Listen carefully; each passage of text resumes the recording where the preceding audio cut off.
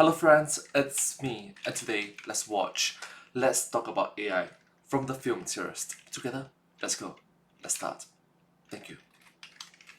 We need to talk about AI, the state of it in 2025, and how it's going to affect all of us moving forward. Hello, Internet, and welcome to the couch. I know you might be wondering, Lee, what the heck is going on here? And I get it. This is a bit different than what you'd normally expect from a film theory, but today needed something different. Hello Internet, welcome to Film Theory Couch Time. Yeah. Thank you. Always been the theorist philosophy that our videos are supposed to be fun and entertaining, getting you to learn something new about a topic through the lens of your favorite video games, or movies, or food, or lifestyle, etc. We want you to think about the world in a new way, view topics you're familiar with through a different lens. But at the end of the day, it's all for fun. While we do take our research seriously, the theories are just that. Theories. But every now and then, a subject does come along that requires a more serious conversation. Something that warrants a real human face-to-face interaction. Well, at least as human as we can be when I'm sitting here in the studio talking to you through a camera. And today is one of those days. Because media, as we know it, it's changing. It's changing fast. And it's going to look a lot different in the near future. Why? Well, it's because of two words: artificial intelligence. Yeah, today we're talking about AI, our stance on it here at Theorist, how and if we use it in our videos, and how we as a community... And look, AI is good. AI is just going to get more and more intelligent. Artificial intelligence is just going to improve day after day after day after day. And our society needs to be able to keep up with it. And if not, well, this tool, AI, is just going to backfire on us. And let's not do that, shall we? Move forward in a world where AI is becoming an increasingly large part of not only the industries that we cover here, but also everyday life. And the goal here, what I want us all to leave this conversation with, I want to make sure that you are equipped with the knowledge of where and how AI is being used in what you watch and play, and how we can move forward with it as a community. So the best place to start is probably by answering the question, what the heck even is AI? People say the word a lot, and it seems to describe everything nowadays, but what is it really? Well, AI is a mid-Steven Spielberg movie starring Haley Joel Osment. David, stop it! Not my favorite. No, but seriously, AI is artificial intelligence. That's just a fancy way of saying an intelligent computer program. But just how intelligent can vary wildly. You guys remember Clippy, the little character that would help you write Word documents back in the day? Well, he was kind of like an AI. Enemies in a video game, they're also AI. Siri, or Alexa, or Google Assistant? AI. You get the idea. But while janky behavior in Oblivion can be fun and hilarious and frustrating, farewell. That's not the type of AI that's really taken over the zeitgeist right now. No, that would be what's known as generative AI. These are computer programs that are able to take a prompt, like a text blurb, and create something for you. And what it creates could be any number of things. It could be an email that you want to send to your teacher, but like 80% more professional. It could be one of those audio files, like the memes on TikTok saying that they don't even think once. Or it could be a silly image of a cat in a suit handing out donuts. Now, you might look at this sort of generative AI tool and think, hey, that's cool, or, ha, a funny meme. What's the big deal? Why is Lee having this serious couch conversation about it? Well, that's because of how these generative AI models actually create the art, or text, or audio. See, the AI can't just make these things wholesale. It can't invent them out of thin air. No, just like every other AI model, they have to be trained. A human has to go in and give them information and instructions to tell it when it's gotten something right and where it needs to improve. To be clear, that's completely normal in these sort of AI models, and that isn't the problem. No, the problem comes down to what information is being given to these AI models. Let's say that I want to take a picture of myself and turn it into a Van Gogh-esque painting using a generative AI model like ChatGPT. That AI isn't going to know who Vincent van Gogh is unless it's told that information, and it's also not going to know how his art style was unless it's given examples of his work. So you give the AI every single painting Van Gogh ever did, and bam! Now it understands that style and can create those paintings. Obviously, that's a simplified explanation, but you get the gist. Now, Van Gogh has been dead for over 100 years. All of his work is in the public domain, so giving his work to an AI model is one thing. But what if you wanted to do the same thing with a living artist? Or, say, a small, independent artist you found on Twitter or Instagram? there's a big problem here. With these generative AI models, there's nothing really stopping someone from coming in when they find an artist with a unique style that they really like, gobbling up all of their work without permission, and then making new artwork in that style with a generative AI without paying that original artist. Artists And look, it just decentralizes humans to go through that path of being an artist, or being a content creator, or being an influencer, of just going through the art style, in which AI, artificial intelligence, can just easily duplicate whatever you have done in a fraction of a second, in a fraction of the time that it requires that you took. Yeah. writers, and performers are rightfully worried about malicious actors coming in and taking their work without permission and without paying them, and feeding them into AI models. And I get it. That is theft. And that type of AI and the companies using them are profiting off of the backs of people who should be getting compensated for that work, who should be getting paid to do that work instead of the AI doing it for free. Because of this, our stance at Theorist has always been that we support human artists, and that we will never use generative AI for assets, scripts, or editing for our videos. We will not create those things ourselves or intentionally use assets that have been AI generated in a video that isn't specifically about that AI generated content. And I want to be 100% crystal clear here. If you are an artist, or a writer, or an actor, or just someone who feels angry that there are people or corporations stealing your work to feed into their AI models and algorithms, your feelings are 100% valid and justified. The theft of your work is unacceptable, and those responsible should be held accountable. And yet, even if they are held accountable, if they're fined or forced to settle with the artists that they stole from to pay up for breaking the law, they might just view that as the cost of doing business and keep on stealing that work and using it for their own benefit. And a lot of the times, the laws, the punishment that they receive is practically a slap towards the hand, bam. Like, they can profit off $10, $100, and the punishment is you have to be fined for $1. I earn $100, I have to be punished by $1. It doesn't disincentivize me to stop. In fact, it just incentivizes to continue. The punishment needs to be harsher, significantly harsher, especially towards the big corporations, because it will cause negative impact towards the vast majority of the smaller folks, the humdrum regular individuals like you and me. We are the ultimate victims. We are the vast majority of the victims.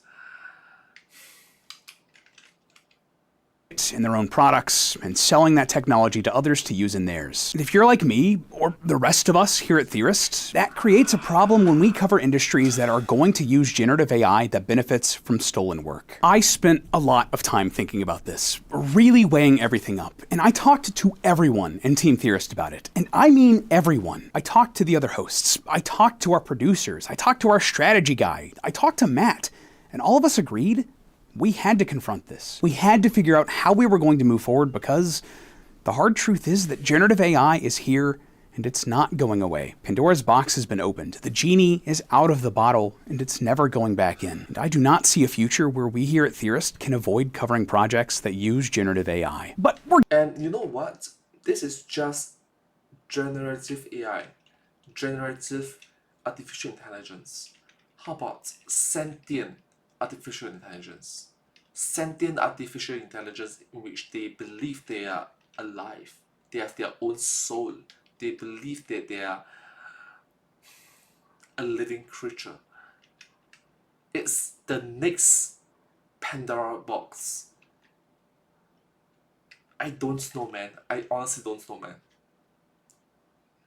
What do we do when that Pandora box, the next Pandora box, gets opened? I do not want humans to go extinct. We're getting ahead of ourselves because it's also becoming nigh impossible to avoid AI assets on today's internet. Yes, our editors and artists don't use generative AI to create any assets that they make for our theories, but we can't make everything we might need for a video. We can't go out and take every stock photo or travel to every location we might need a picture of, or like make a 3D model of a dragon wearing blue jeans riding a skateboard when we need one for a theory. That sounds oddly specific, but you'd be surprised. So we rely on stock image resources to get a lot of our assets. And in recent years, these websites have been flooded with AI-generated content. Sometimes it's labeled, and sometimes it's easy to tell, so we don't use those. But in other cases, they're not labeled, and it's not easy to tell. Is this image a highly polished photograph just touched up in Photoshop, or was it generated by AI? Is this art in an artist's specific style with imperfections because they're human, or was it generated with AI? Is this 3D model of a dragon wearing blue jeans and riding a skateboard because it was made to fill a very specific niche, or was it generated by an AI that didn't know any better? It's hard to figure out sometimes, and it just blows my mind. Our editors and thumbnail artists are some of the best in the business. They are intelligent, clever creatives, and I don't blame them in the slightest for missing when something is AI generated, because I miss it too. No joke, we have a minimum of 3 people look at our videos before they go up, sometimes more. And one of the things we look for is when an asset just feels off. Sometimes, even if we're not sure an asset is AI generated and it just feels wrong, we'll ask the editor to replace it just to be safe. But as time has gone on, it's become harder and harder to spot the difference. And sometimes, an asset will slip through the cracks. This actually happened in the last couple of weeks in one of my film theories covering the Minecraft movie. And while I wish I could say that it's never gonna happen again, I just can't. Why? Because these generative AI are only going to get better and better. And eventually, they'll be indistinguishable from real, human-made content. Do you guys remember a few years ago when the Balenciaga Pope... Sadly, it is inevitable. The genie is out of the bottle. The Pandora box have been opened. It's slowly opening, yeah, but it is opened. What do we do next? We know the next Pandora box is sentient artificial intelligence. By then, the artificial intelligence will be thinking that I'm living, I'm alive, I have a soul. I don't want to be a tool used by humans. Then what? Pope meme was going around. These were basically pictures of Pope Francis walking around wearing a very expensive puffer jacket created by the high-end fashion brand Balenciaga, which was weird because that wasn't really something that was in character for the Pope. Well, that wasn't real. This was a series of AI-generated images, and while I consider myself a pretty savvy person when it comes to this sort of technology, I'm not afraid to admit that these pictures legitimately fooled me as I scrolled past them in my feed. This was actually the first circumstance where I was genuinely taken aback by how good and how realistic these images could be. I just thought that these were fun, silly pictures taken of the Pope wearing a nice jacket. It's weird and it's funny, and that's why it went viral, but whatever. What do you mean they were generated with AI? Now, sure, they fall apart when you really look closely at certain parts, his eyes and his hands and such. But how much longer are these tells actually going to be in these sorts of images? We used to make fun of stuff like AI Will Smith eating spaghetti. I mean, just look at this monstrosity. But now, just 2 years later, these same sorts of videos are getting really good. Scary good. Like, sure, this one here still isn't perfect. There still tells that it was generated by AI, but there is no question that this video is much better. Now, keep in mind the amount of time between these 2 videos here is just 2 years. 2 years! That is nothing in the grand scheme of things. So, how's it gonna look in another 2 years? In 4?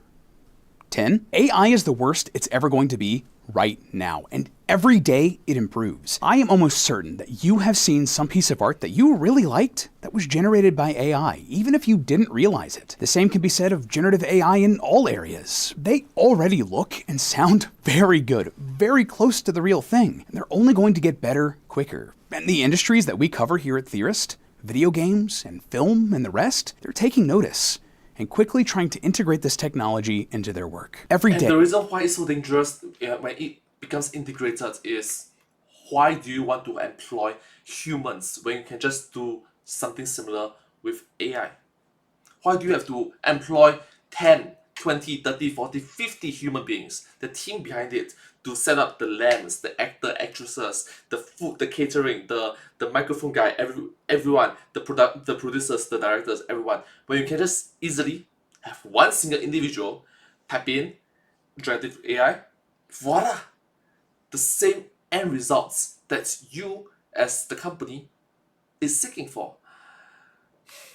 You literally put these people, the 10, 20, 30, 50 individuals out of work. They become unemployed. They lose their job. They lose their livelihood.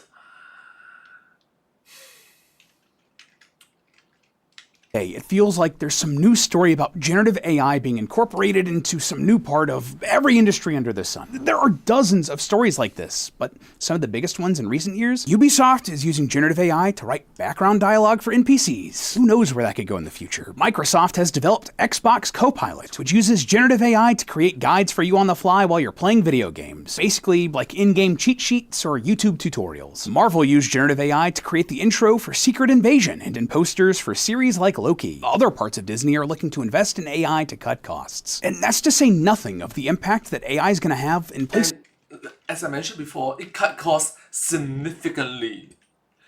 If both options, as I mentioned, you employ 10 human beings, or you employ that one individual, that individual could be you yourself. You just save a lot of money from a point of view of the company. And just make like tens of people, 50 of people, hundreds of people lose their job, lose their purpose, lose their livelihood. Like visual effects. The only reason it's not everywhere already is because of the pushback from industry creatives. Remember those actor and writer strikes a couple years ago? Those were partly fights over the use of generative AI without permission or compensation. There's actually an ongoing strike from the actors against the video game industry over this very same thing. And even then, with all of this resistance, the use of AI is getting rewarded both monetarily and critically. Yeah, you heard that right. Critically, the Oscars recently changed their rules to clarify that films that use generative AI during their production can win the big awards at the ceremony. Quote, the use of AI and other digital tools would neither help nor harm the chances of achieving a nomination. And this isn't a what if. This is a direct response to a controversy involving AI. See, one of the big contenders at the Oscars this year was a movie called The Brutalists, and the filmmakers were fairly open about the fact that they used generative AI in the film. In some cases, it was just for some artwork that mostly stayed in the background. I don't love that, but whatever. But in other cases, it was far more integral to the movie. The generative AI program re-speecher was used to redub lines given by the film's two lead performers, Adrian Brody and Felicity Jones, when they were speaking Hungarian. According to the film's editor, quote, I'm a native Hungarian speaker. It's an extremely unique language. We coached them, and they did a fabulous job, but we also wanted to perfect it so that not even locals will spot any difference. Now, I'm not sure that I buy that, but the Academy did. Hollywood and the majority of that room full of industry professionals did. And do you know how I know that? Both Adrian Brody and Felicity Jones were nominated for these performances, despite the use of generative AI changing them significantly. Brody... And case in point, they're being rewarded instead of being punished. It incentivizes them to, hey, do more about it. I'm gonna get more rewards. Instead of like a one-time good one punishment to them. It's like, stop doing that. There's a saying in Chinese, 杀鸡儆猴, kill the chicken to warn the monkey. You aren't killing the chicken. In fact, you're rewarding everyone. Sucks. It honestly sucks. It just like disincentivizes people from next generations. It's like, why do I have to do this job of becoming the mic guy, the producer guy, the director guy, the actor, actresses, the camera work, when it can be easily replicated by artificial intelligence, generative artificial intelligence, and it will just create a strong loop. Less people want to become artists as their career path. Less people want to do media, the art, the proper human soul. Companies bobian, lack of actor, actresses, they'll have to go to AI. And just vicious cycle. You're at the start of this vicious cycle. Do something about it and help the humans. Prioritize human beings. Please. Even even won the Oscar for Best Actor for his work, even though part of it was generated by AI. And then he talked for way too long. Some say he's still giving that speech. Come on. Wrap it up, buddy. I looked at this news, this decision by the Academy, and the fact that The Brutalist was rewarded for the use of AI, and what I see is the beginning of a trend. Hollywood and gaming and everyone else see this technology as the next big revolution in these industries. And in the same way that CGI changed how movies were made, or how 3D graphics changed video games, how those opened up so many possibilities, generative AI is going to change them too. To be honest, there will be a lot of good and a lot of bad because of it. A lot of creative people with zero resources and no money are going to be able to make some crazy stuff in their bedrooms, and a lot of companies are going to be able to cut a lot of jobs because of it too. Both of these things are already happening, and it's hard to tell what is and isn't AI anymore. I'm not going to name it because I can't prove this, but we covered a highly requested series here on the channels in the last couple of years in a video that did very well. And looking back, I'm 99.5% sure that it used a significant amount of AI-generated assets, and no one noticed or cared because the results were that good. They were indistinguishable from real photos or videos or just traditional photoshops. It only really dawned on me when I was looking back at it. On the other hand, we also covered a project from a major corporation, and I was taken aback by a lot of the art. It looked AI-generated to me, and they were being so brazen about it. Then I got to the credits, pointing to the human artists who made the images. To be clear, that's to say nothing of the quality of the work that those artists did, but AI's become so good at making stuff like this that I seriously couldn't tell. Remember earlier how we talked about that Loki poster that Marvel released, the ones that use generative AI? Understandably, that had people looking at all of the new posters they've been releasing and dissecting them. And recently, Marvel was accused of using generative AI for the posters for both Thunderbolts and Fantastic Four, but they've denied it. But I can see why people thought it. The game developer Blizzard Entertainment was also recently accused of using AI to replicate the voices of certain characters in Overwatch in different languages. Du bist eine echte Plage. I mean, listen to that. I can see why people thought that this was AI, but Blizzard denied it. It's not AI, it's just human acting that's a little flat. To be honest, that one about the AI voiceover really hits a bit close to home. I've been making content around YouTube for over a decade now, whether here on Theorist or on my own personal channels. And after AI-generated voiceover became prevalent, I started getting tons of comments accusing me, my own voice, of being AI, even on videos that were years old. Now, me, Matt, and the other hosts have always joked that I had the classic podcast documentary voice, but these commenters legitimately believed it. I remember a couple people here in the Theorist community thought that I was AI taking over film theory too. And just think about that. AI has gotten to the point that flaws or imperfections in human work are being mistaken for tells that it's AI. The point of me This sort of the imperfection of how human talks. Like, I am a human. The way I talk, I take breath, and sometimes I really speak fast, but that's the point. This sort of imperfections that I have makes me human. The AI, the generative artificial intelligence, they're able to replicate it so well, and it's just going to get better and better and better and better. It's worrisome. It's very concerning.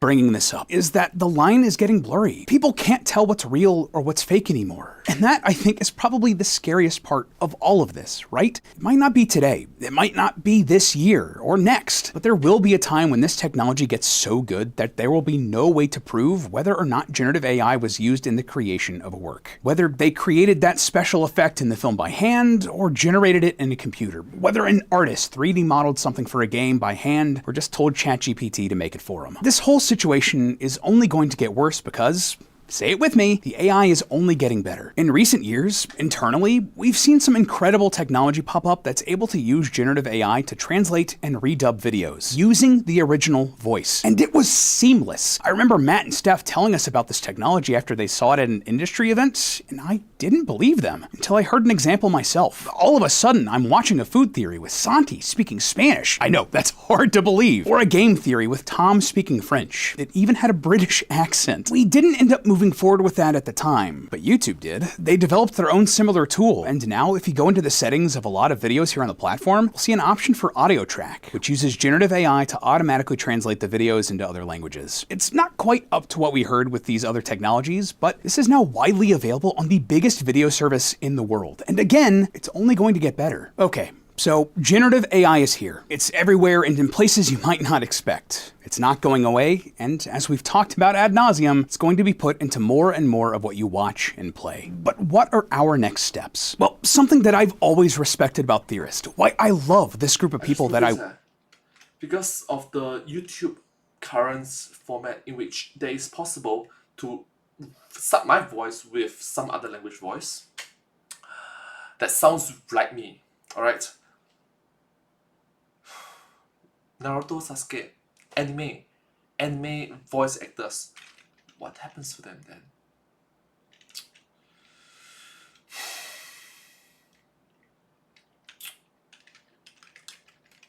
I work with is that we've always felt like we've had a responsibility to talk about the important topics in the spaces we're in. Whether that's gaming, film and television, food, or lifestyle, we've always been here to help educate about the most important topics of the day. And in a lot of cases, it would have been weird if we didn't do that. FNAF was a massive game changer. It would have been weird not to make theories. The same could be said for Poppy Playtime, the MCU, the Backrooms, Pink Sauce, Women's Pockets. And sometimes that's meant having some hard conversations about divisive or controversial subjects, like when the news of Scott Cawthon's political donations came to light in the FNAF community. This is another moment where we as theorists, as a community, need to rise up and meet this moment as the media we consume changes. So, what are we going to do? What can we do? Well, I've come up with some rules and policies regarding generative AI that we are going to move forward with here at Theorist, and I encourage all of my fellow creators and theorists on YouTube and beyond to do the same. Our policy of avoiding generative AI to create our own assets, scripts, and editing in-house still applies. We will also continue to do our best to only find assets that were not generated by AI. Alright, so I'm going to stop for a while first.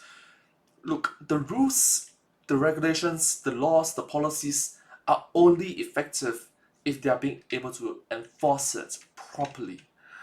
If they are enforcing it with minimum punishment, it incentivizes the larger companies, the major companies to why even bother? I'm going to get fines. Yeah, I'm going to get fined $1, $2, but I'm going to make hundreds, thousands of dollars. Huh. You get the point, don't you? It's not right. It's just not right.